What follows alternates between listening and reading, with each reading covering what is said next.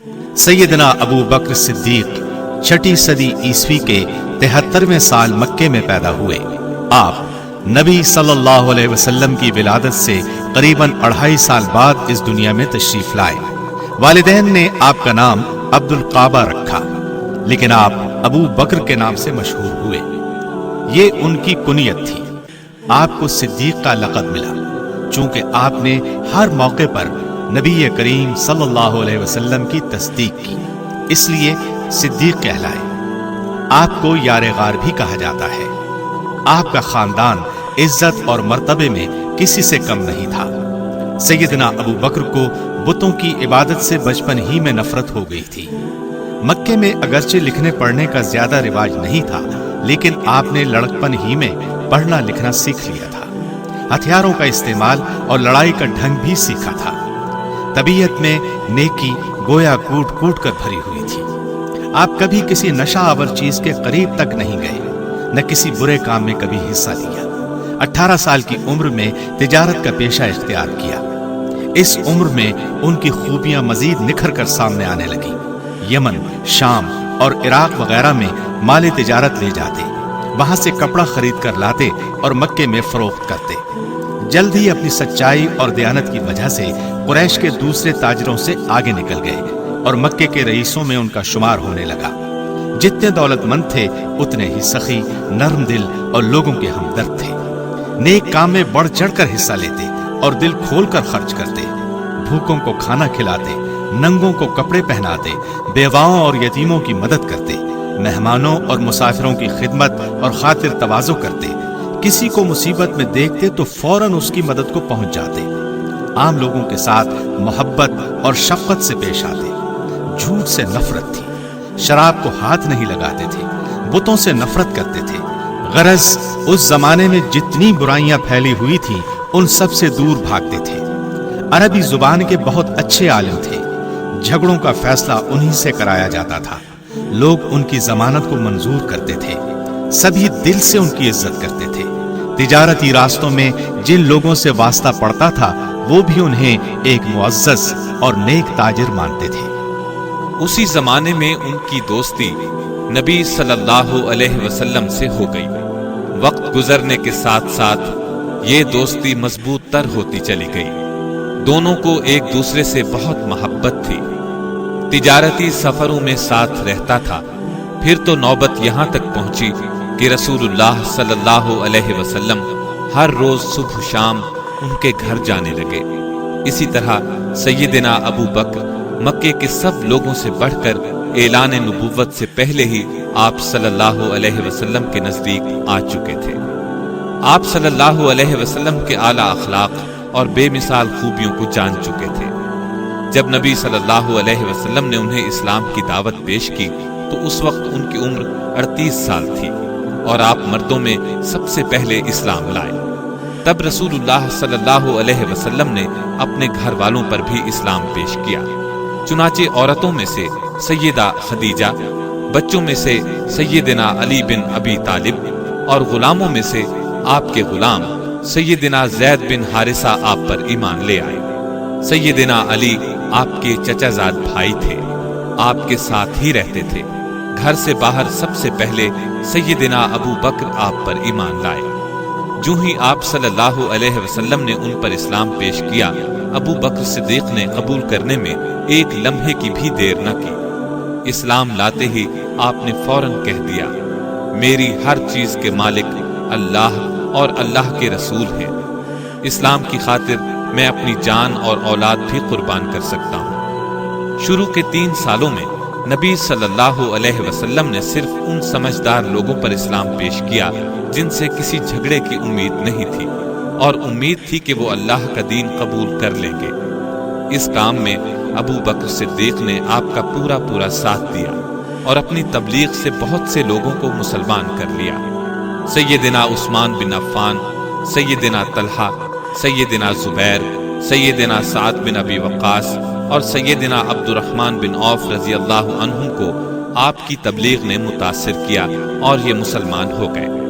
رسول اللہ صلی اللہ علیہ وسلم کی تبلیغ سے ان 3 سالوں میں 150 کے قریب مردوں اور عورتوں نے اسلام قبول کیا۔ नबुव्वत के चौथे साल अल्लाह के हुक्म से नबी सल्लल्लाहु अलैहि वसल्लम ने एलानिया तबलीग शुरू की। आपने ऐलान फरमाया, लोगों, बुतों की पूजा छोड़ दो, ये किसी को नफा पहुंचा सकते हैं न नुकसान। एक अल्लाह को मानो, उसी की इबादत करो और किसी को उसका शरीक न ठहराओ। इस पर काफिर भड़क उठे और मुसलमानों पर जुल्म सितम की इब्तिदा हुई। इतना जुल्म ढाया गया, इतनी अजियतें दी गईं कि उस जमाने को सख्तियों का जमाना कहा गया। सैयदना अबू बकर ने उस जमाने में बहुत ज्यादा सख्तियां बर्दाश्त की। उन्होंने जिस वक्त इस्लाम कबूल किया, उनके पास 40,000 दिरहम थे। ये रकम उन्होंने गरीब मुसलमानों को काफिरों के पंजे से छुड़ाने में खर्च कर डाली। कुरैश के एक सरदार नौफल ने आप और तलहा को रस्सी से बांधकर इतना मारा कि लहूलहान हो गए, लेकिन इस्लाम न छोड़ा। नबी सल्लल्लाहु अलैहि वसल्लम जहां भी तबलीग के लिए जाते, अबू बकर भी साथ होते और लोगों से कहते, ये मेरे साथ अल्लाह के रसूल हैं, तुम्हारे लिए बेहतर है कि इन पर ईमान लाओ। अबू बकर सिद्दीक रजी अल्लाह अन्हु ने कई गुलामों और लौंडियों को आजाद कराया। उनके नाम ये हैं: बिलाल बिन रिबाह, हमामा, आमिर, उम्मे अबीस, अबू फुकैहा, ताहदिया और उनकी बेटी लबीना और जुनैरा रजी अल्लाह अन्हु। इन सभी पर बहुत जुल्म होता था। एक रोज नबी सल्लल्लाहु अलैहि वसल्लम खाना काबा में नमाज अदा करने के लिए गए। कुफार ने आपको नमाज अदा करते देखा तो जोश में आ गए और नबी सल्लल्लाहु अलैहि वसल्लम को घेरे में ले लिया। किसी ने सैयदना अबू बकर को खबर दी। आप बेकरार हो गए, दौड़कर खाना काबा पहुंचे। गुस्से के आलम में बोले, क्या तुम ऐसे इंसान को मारे डालते हो जो ये कहता है कि मेरा रब एक अल्लाह है, और वो अल्लाह की तरफ से साफ निशानियां लेकर तुम्हारे पास आया है। अब काफिरों ने आपको तो छोड़ दिया और अबू बकर पर हमला कर दिया और उनको इतना मारा कि लहूलहान हो गए। मार खाते हुए उनकी जुबान पर ये अल्फाज थे, ए इज्जत वाले, ए शान वाले रब, तेरी जात बहुत बरकत वाली है। उन्हें उठाकर घर लाया गया।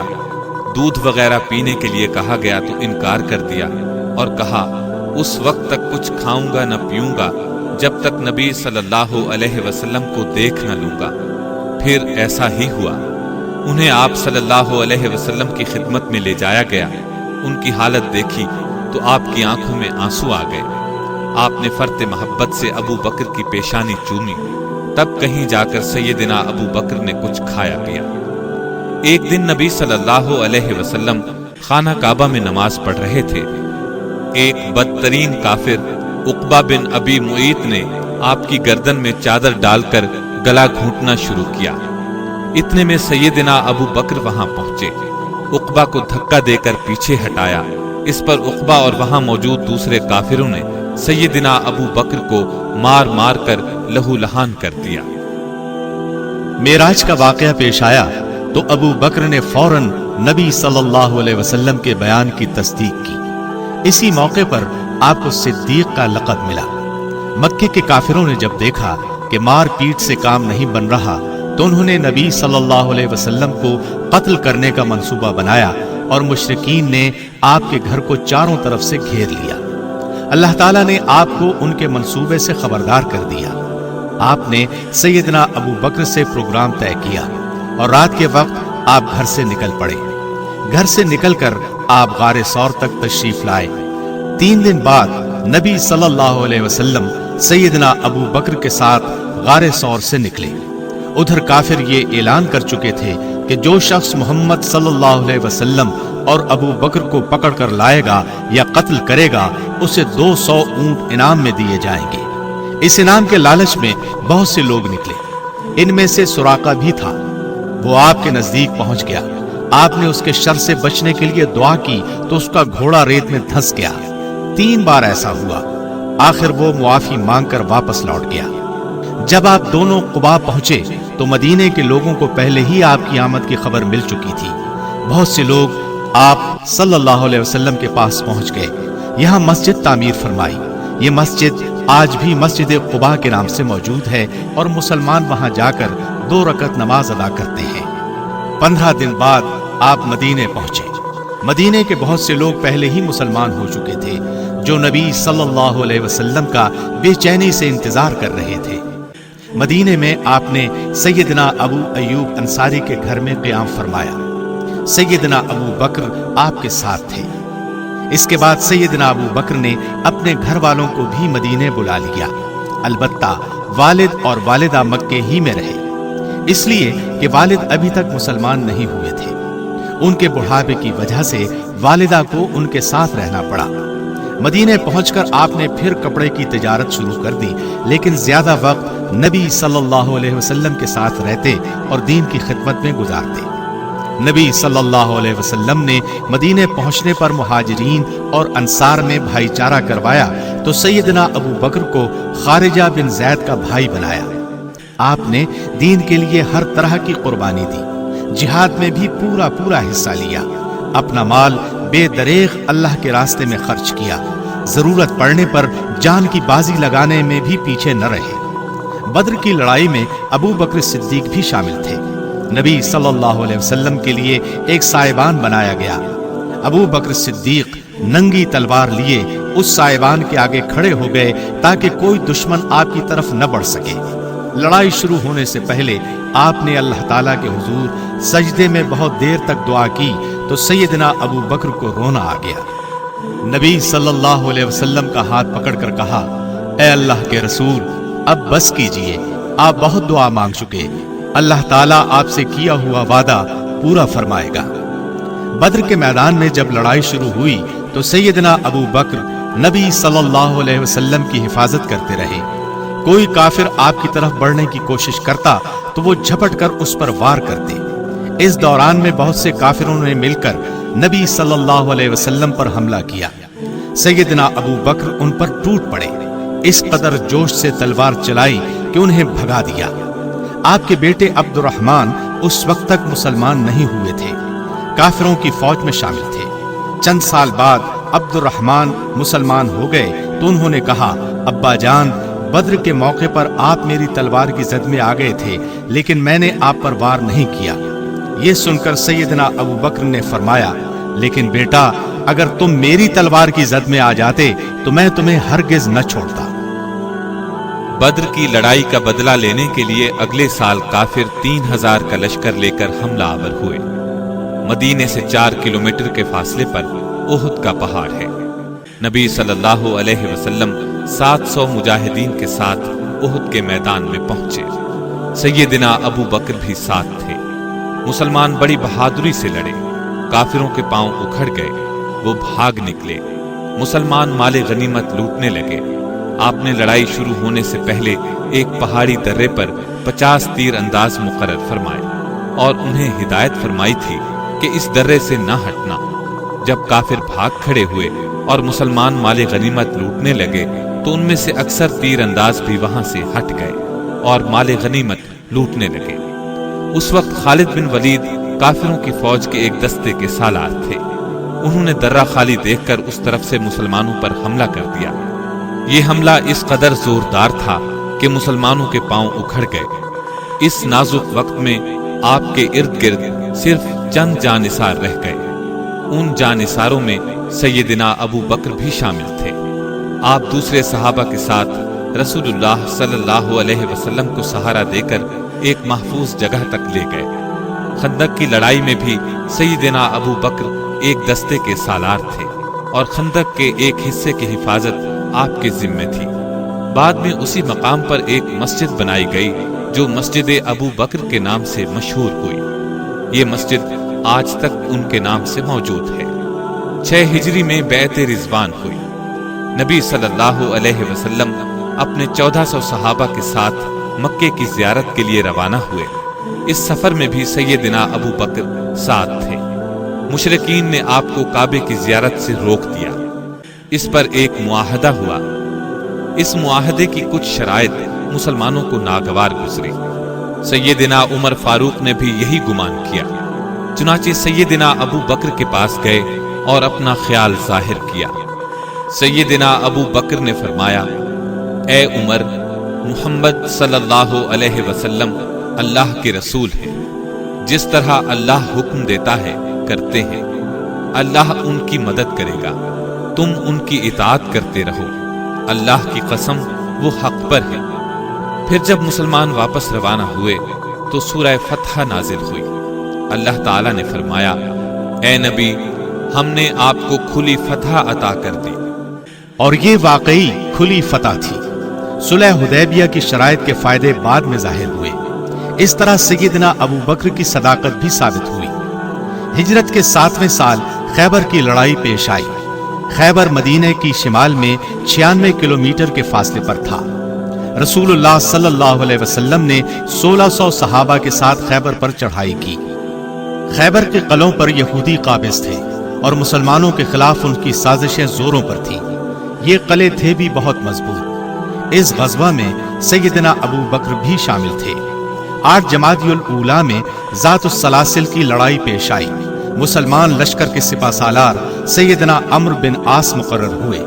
दुश्मन की फौज बहुत ज्यादा थी, इसलिए नबी सल्लल्लाहु अलैहि वसल्लम ने इस्लामी लश्कर की मदद के लिए बाद में एक दस्ता और रवाना किया। इस दस्ते में सैयदना अबू बकर भी शामिल थे। मुसलमानों ने इस लड़ाई में फतह हासिल की। सुलह हुदैबिया के मुआहदे को 2 साल भी नहीं गुजरे थे कि काफिरों ने मुआहदा तोड़ डाला। इस पर नबी सल्लल्लाहु अलैहि वसल्लम 10,000 सहाबा को साथ लेकर मक्के की तरफ रवाना हुए। सैयदना अबू बकर भी साथ थे। कुरैश मुकाबले की जुर्रत न कर सके। इस तरह मक्का फतह हुआ। इस मौके पर सैयदना अबू बकर अपने वालिद को नबी सल्लल्लाहु अलैहि वसल्लम की खिदमत में लाए और उन्होंने इस्लाम कबूल कर लिया। अरब के एक कबीले हवाजिन ने दूसरे कबीलों को साथ मिलाकर मुसलमानों पर हमला करने का प्रोग्राम तय किया। आपको उनके इरादों की खबर हुई तो 12,000 के लश्कर के साथ उनकी तरफ रवाना हुए। सैयदना अबू बकर आपके साथ थे। मक्के और ताइफ के दरमियान हुनैन की वादी में काफिरों से सामना हुआ। काफिरों ने इस कदर जबरदस्त तीरंदाजी की कि शुरू में मुसलमानों के पांव उखड़ गए, उनकी सफ़ें बिखर गईं। उन लम्हात में नबी सल्लल्लाहु अलैहि वसल्लम और चंद सहाबा कदम जमा कर खड़े रहे। इन सहाबा में सैयदना अबू बकर भी थे। फिर मुसलमानों को आवाज दी गई तो वो पलटे और जमकर लड़े और इस तरह फिर कुफ्फार को शिकस्त का सामना करना पड़ा। हिजरत के 9वें साल नबी सल्लल्लाहु अलैहि वसल्लम को इत्तला मिली कि रूम का ईसाई बादशाह मदीने पर हमले की तैयारी कर रहा है। आपने फैसला किया कि खुद आगे बढ़कर उनका रास्ता रोका जाए। चुनाचे आपने मुसलमानों को हुक्म दिया कि लड़ाई की तैयारी करें। उस साल बारिश न होने की वजह से गर्मी और कहत से लोग सख्त मुश्किल में थे। इन हालात में मुनाफिकों ने मुसलमानों को डराया कि लड़ाई की तैयारी न करो, लेकिन मुसलमानों ने परवाह न की और तैयारियों में मसरूफ हो गए। जब इर्द गिर्द के मुसलमान भी मदीने पहुंच गए और बहुत बड़ा लश्कर जमा हो गया तो इतने बड़े लश्कर के लिए साजो सामान का मसला पेश आया। नबी करीम सल्लल्लाहु अलैहि वसल्लम ने मुसलमानों से फरमाया, अल्लाह के रास्ते में दिल खोलकर माल और सामान दे।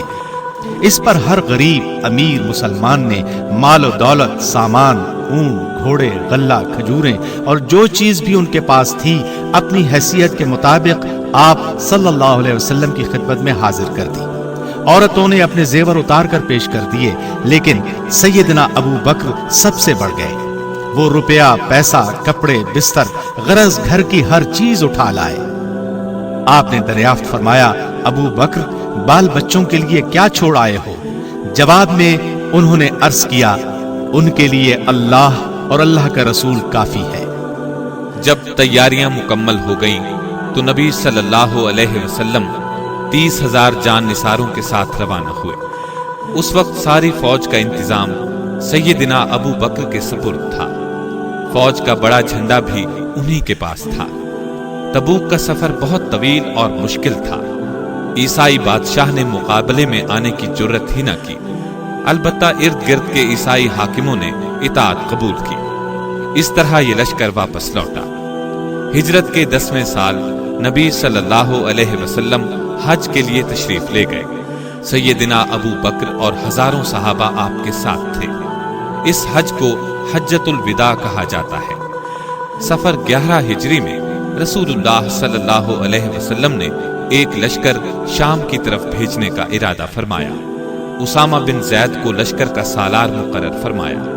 موتا کی لڑائی میں عیسائیوں کے ہاتھوں آپ کے کئی صحابہ شہید ہو گئے تھے، ان میں اسامہ کے والد زید رضی اللہ عنہ بھی تھے۔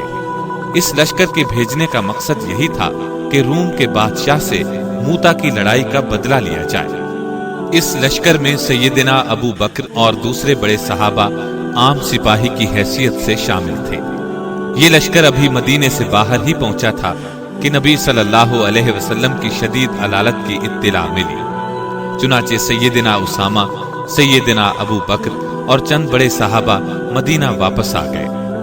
اپنی علالت کے دوران میں آپ صلی اللہ علیہ وسلم نے ابو بکر کو نماز پڑھانے کا حکم دیا۔ ابو بکر صدیق نے مسلمانوں کو 17 نمازیں پڑھائیں۔ 12 ربیع الاول پیر کے دن نبی صلی اللہ علیہ وسلم وفات پا گئے۔ یہ دل ہلا دینے والی خبر سیدنا ابو بکر تک پہنچی تو غم سے نڈھال ہو گئے۔ یہ ان کی زندگی کا سب سے بڑا صدمہ تھا۔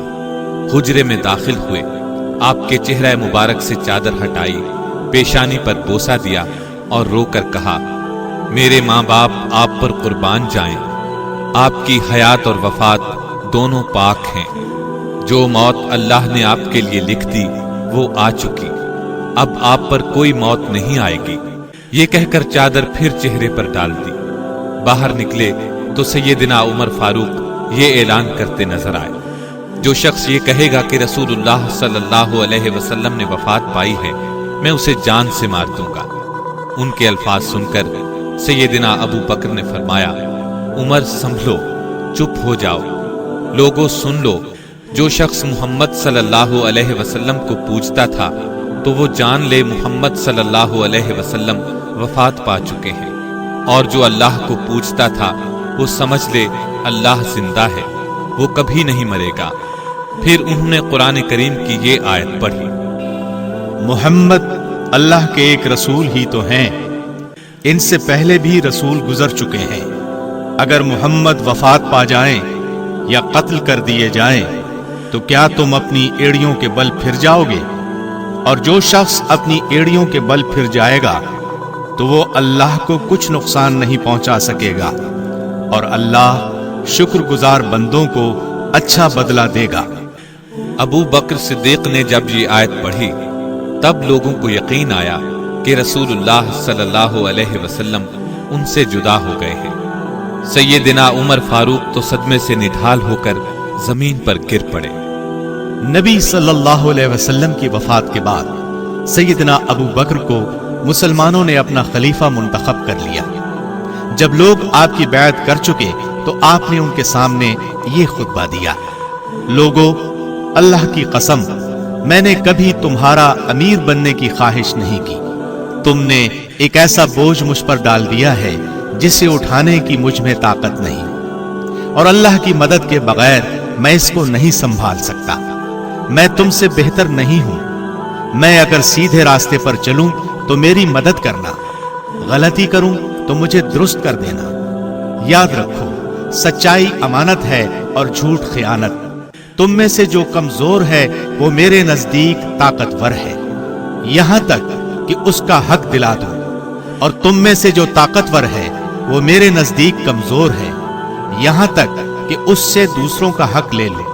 جو قوم اللہ کی راہ میں جہاد کرنا چھوڑ دیتی ہے وہ ذلیل کر دی جاتی ہے۔ جس قوم میں بے حیائی پھیل جاتی ہے اس پر اللہ کا عذاب نازل ہوتا ہے۔ سیدنا ابو بکر نے خلیفہ بننے کے بعد پہلا حکم سیدنا اسامہ بن زید کے لشکر کی روانگی کا دیا۔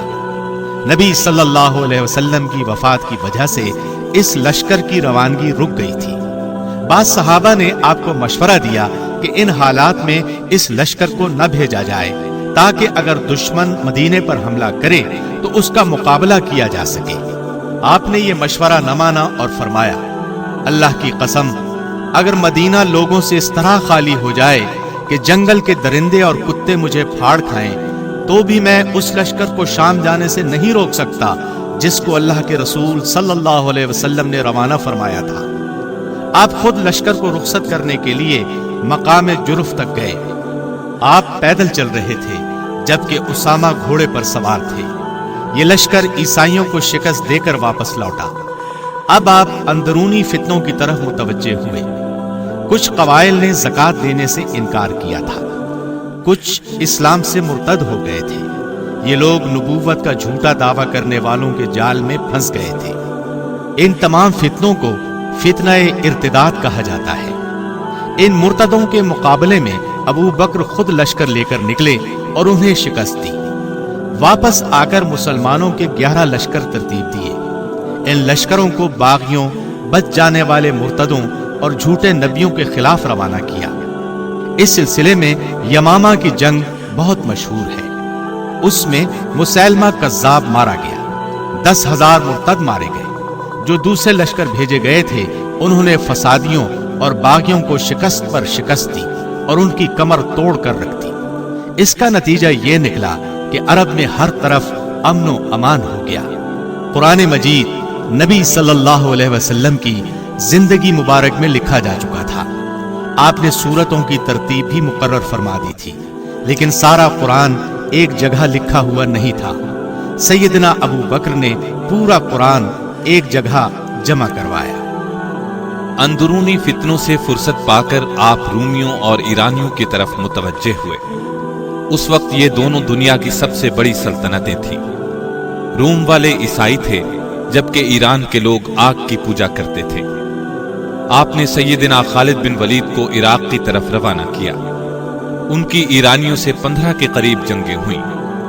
ان سب میں اللہ تعالیٰ نے فتح عطا کی۔ ان میں جنگ ذات السلاسل، مزار، دجلہ اور فراز کی لڑائیاں بہت سخت تھیں۔ شام کے محاذ کے لیے آپ نے لشکر کو 4 حصوں میں تقسیم کیا۔ ان پر رسول اللہ صلی اللہ علیہ وسلم کے 4 قریبی صحابہ کو سالار مقرر کیا۔ ان کے نام یہ ہیں: سیدنا ابو عبیدہ بن جراح، سیدنا یزید بن ابی سفیان، سیدنا شرحبیل بن حسنہ اور سیدنا عمرو بن عاص۔ یہ چاروں لشکر مختلف راستوں سے شام میں داخل ہوئے۔ وہاں ہر طرف رومیوں کے بڑے بڑے لشکر جنگ کے لیے تیار تھے۔ انہوں نے سیدنا ابو بکر کو اس صورتحال کی اطلاع دی۔ انہوں نے فوراً سیدنا خالد بن ولید کو حکم بھیجا کہ وہ فوراً عراق سے شام پہنچ جائیں۔ وہاں پہنچ کر ساری فوجوں کی کمان اپنے ہاتھ میں لے۔ اجنادین کے مقام پر دونوں لشکر ایک دوسرے سے ٹکرائے۔ ہزارہا رومی مارے گئے، باقی بھاگ نکلے۔ اجنادین کے بعد یرموک کے مقام پر رومیوں سے مقابلہ ہوا۔ یہاں بھی انہیں زبردست شکست ہوئی۔ ایران کے محاذ سے خالد بن ولید کو بلا لیا گیا تھا۔ وہاں مثنہ بن حارثہ تھوڑی سی فوج کے ساتھ رہ گئے تھے۔ انہوں نے اس تھوڑی سی فوج سے بھی ایرانی بادشاہ شہربراز کی زبردست فوج کو شکست دی۔ اس شکست کی خبر سن کر شہربراز مر گیا۔ اس کے بعد ایران کے تخت پر ایک شہزادی بیٹھی۔ اس نے مثنہ بن حارثہ کے مقابلے میں ایک بہت بڑی فوج تیار کی۔ مثنہ کے پاس چونکہ بہت تھوڑی فوج تھی، اس لیے وہ حالات بتانے کے لیے خود مدینے پہنچے۔ لیکن وہاں ابو بکر مرض الوفات میں مبتلا ہو چکے تھے۔ انہیں تیز بخار ہوا تھا جو 15 دن جاری رہا۔ بیماری بڑھی تو آپ نے وصیت کی کہ ان کے بعد عمر خلیفہ ہوں گے۔ بیماری کے دوران میں انہوں نے پوچھا، خلیفہ مقرر ہونے سے اب تک مجھے کتنا وظیفہ ملا ہے؟ بتایا گیا 8000 درہم۔ فرمایا، میری فلاں زمین بیچ کر بیت المال کا سارا روپیہ واپس جمع کرا دیا جائے۔ پھر پوچھا، جب سے میں خلیفہ بنا میری جائیداد کتنی بڑھی؟ گھر کے افراد نے کہا، ایک حبشی غلام ہے جو بچوں کو کھلاتا ہے، مسلمانوں کی تلواریں صاف کرتا ہے، ایک اونٹنی ہے جس پر پانی لایا جاتا ہے، اور ایک معمولی سی پرانی چادر ہے۔ فرمایا، میرے مرنے کے بعد یہ سب چیزیں نئے خلیفہ عمر کے پاس پہنچا دی جائیں۔ ایسے میں مثنہ بن حارثہ خدمت میں حاضر ہوئے۔ بیماری کی حالت میں ان سے عراق کے حالات سنے۔ پھر عمر کو ہدایت دی کہ میرے مرنے کے فوراً بعد مسلمانوں کو مثنہ کی مدد کے لیے تیار کریں۔ کفن دفن کے بارے میں سیدنا عائشہ اور گھر والوں کو وصیت کی کہ انہیں انہی کپڑوں میں دفن کیا جائے جو پہنے ہوئے ہیں۔ پھر فرمایا، میری قبر رسول اللہ صلی اللہ علیہ وسلم کی قبر مبارک کے پاس بنائی جائے۔ نبی صلی اللہ علیہ وسلم نے پیر کو وفات پائی تھی، آج پیر ہی ہے، مجھے امید ہے کہ میری موت بھی آج ہی ہوگی۔ چنانچہ 22 جمادی الاخری 13 ہجری کو پیر کے دن مغرب اور عشاء کی نماز کے درمیان انہوں نے زندگی کا آخری سانس لیا۔ انا للہ و انا الیہ راجعون۔ وفات کے وقت عمر 63 سال تھی۔ خلافت کی مدت 2 سال 3 مہینے 11 دن ہے۔ ابو بکر صدیق رضی اللہ عنہ کی چند صفات ایک نظر میں ملاحظہ ہوں۔ آپ نبی صلی اللہ علیہ وسلم کے سب سے پیارے دوست اور ساتھی تھے۔ آپ صلی اللہ علیہ وسلم نے ان کے بارے میں فرمایا، سب سے زیادہ اپنی دوستی اور مال سے مجھ پر احسان کرنے والے ابو بکر ہیں۔ آپ ان 4 بزرگوں میں سے ایک ہیں جو رسول اللہ صلی اللہ علیہ وسلم پر سب سے پہلے ایمان لائے۔ دنیا کے کروڑوں مسلمان آپ کو اللہ کے رسولوں اور نبیوں کے بعد سب سے افضل مانتے ہیں۔ آپ رسول اللہ صلی اللہ علیہ وسلم کے منہ بولے بھائی اور خسر تھے۔ آپ کی پیاری بیٹی سیدہ عائشہ صدیقہ رسول اللہ صلی اللہ علیہ وسلم کی زوجہ محترمہ تھی۔ آپ زبردست سچے اور کھرے انسان تھے۔ ہر موقع اور مرحلے پر نبی صلی اللہ علیہ وسلم کی تصدیق کی، اس لیے آپ کو صدیق کا لقب ملا۔ ہر وقت ہر دم اپنی جان اور دولت رسول اللہ صلی اللہ علیہ وسلم پر قربان کرنے کے لیے تیار رہتے تھے۔ انہوں نے اللہ کے راستے میں اپنا سب کچھ قربان کر دیا اور بہت مصیبتیں برداشت کی۔ ہجرت کے سفر اور غار ثور میں آپ نبی کریم صلی اللہ علیہ وسلم کے ساتھ تھے۔ خود باری تعالیٰ نے قرآن کریم میں غار والے واقعے کا ذکر فرمایا۔ آپ کو رسول اللہ صلی اللہ علیہ وسلم کا ساتھی فرمایا۔ آپ ان 10 بزرگوں میں سے پہلے ہیں جنہیں نبی صلی اللہ علیہ وسلم نے کھلے الفاظ میں جنتی فرمایا۔ ان میں بھی آپ کو یہ فضیلت حاصل ہے کہ آپ حوض کوثر پر رسول اللہ صلی اللہ علیہ وسلم کے ساتھی ہوں گے۔ تبوک کی لڑائی کے لیے جب نبی صلی اللہ علیہ وسلم نے چندے کی اپیل کی تو آپ اپنے گھر کی ہر چیز لے آئے۔ نبی صلی اللہ علیہ وسلم کی رحلت کے بعد مسلمانوں نے آپ کو اپنا خلیفہ چنا۔ آپ نبی کی امت پر سب سے زیادہ مہربان تھے۔ نبی صلی اللہ علیہ وسلم کی وفات کے بعد آپ اسلام سے پھر جانے والوں کے سامنے ذرا نہ جھکے، ان کا ڈٹ کر مقابلہ کیا۔ اس طرح اسلام کی زبردست خدمت کرنے کا سبب بنے۔ اللہ کے بھروسے پر اس وقت کی 2 بڑی طاقتوں ایران اور روم کے خلاف جہاد کیا۔